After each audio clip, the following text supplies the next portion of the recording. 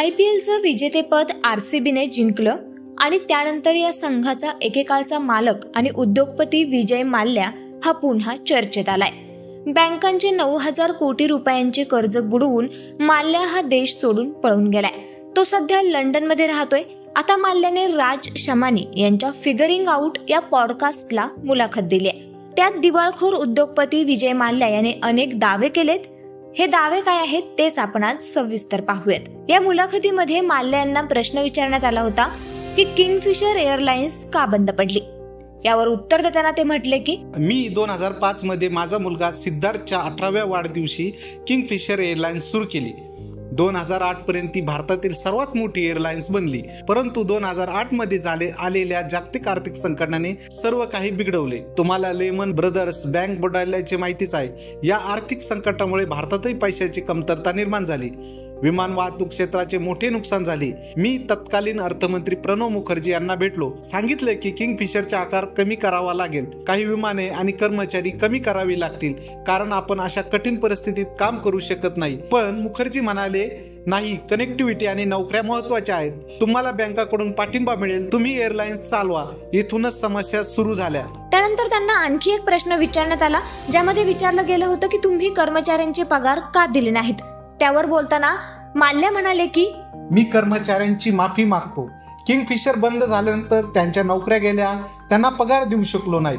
कर्नाटक हायकोर्टात माझे काही पैसे जमा होते, त्यातून मी कर्मचाऱ्यांना पगार देणार होतो, परंतु बँकांनी त्याला विरोध केला, त्यामुळे मी पैसे देऊ शकलो नाही।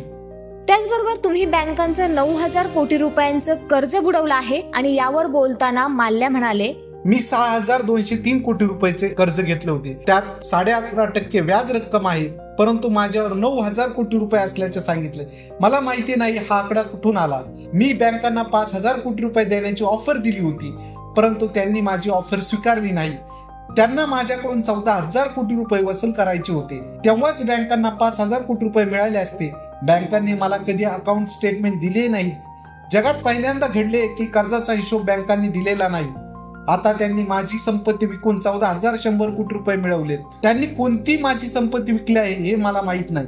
माझ्या वकिलांनी अनेकदा SBI ला स्टेटमेंट मागितले होते। SBIच्या चेअरमनला चिठ्ठी लिहिली होती, परंतु त्याचे उत्तर आलेले नाही। तर या स्पष्टीकरणानंतर माल्या यांना आणखी एक प्रश्न विचारण्यात आला।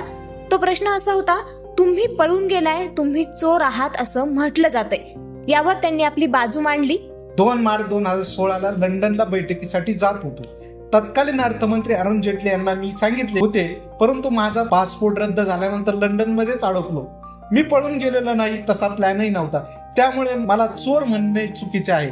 त्याचबरोबर त्यांना आणखी एक प्रश्न विचारण्यात आला, ज्यामध्ये ते भारतात कधी परतणार अशी विचारणा करण्यात आली। यावर स्पष्टीकरण देताना माल्या म्हणाले की गेल्या अनेक वर्षापासून मी देशाबाहेर आहे। जर मला निष्पक्ष खटला आणि सन्मानासह जीवन जगू देण्याचं आश्वासन मिळालं तर मी भारतात येण्याचा गांभीर्याने विचार करेन। त्यामुळे या मुलाखतीमध्ये माल्या यांनी एक प्रकारे आपली बाजूच मांडली आहे। यावर मंडळी तुम्हाला काय वाटतं आम्हाला कमेंट करून नक्की कळवा आणि असेच नवनवीन माहितीपूर्ण व्हिडिओ पाहण्यासाठी लेट्सअप मराठीला नक्की फॉलो करा। सोशल मीडियाच्या भाऊ गर्दीत विश्वासार्हतेने चकाकणारे नाव म्हणजे लेट्सअप मराठी। सगळ्यांना, सगळ्या नागरिकांना ती स्पीच, ती लेट्सअप वरील मुलाखती म्हणजे विचारांचा खजिना। त्यानंतरच्या निवडणुकीमध्ये मला सोडून गेले। बातम्या केवळ वस्तुस्थिती सांगणाऱ्या, न प्रोपोगंडा, फक्त जनतेचा अजेंडा।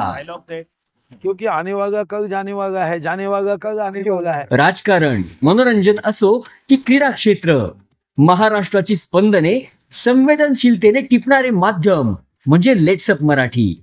जगासोबत एक पाऊल पुढे राहण्यासाठी लेट्सअपचे ॲप, सोशल मीडिया आणि वेबसाईट सोबत कनेक्टेड रहा।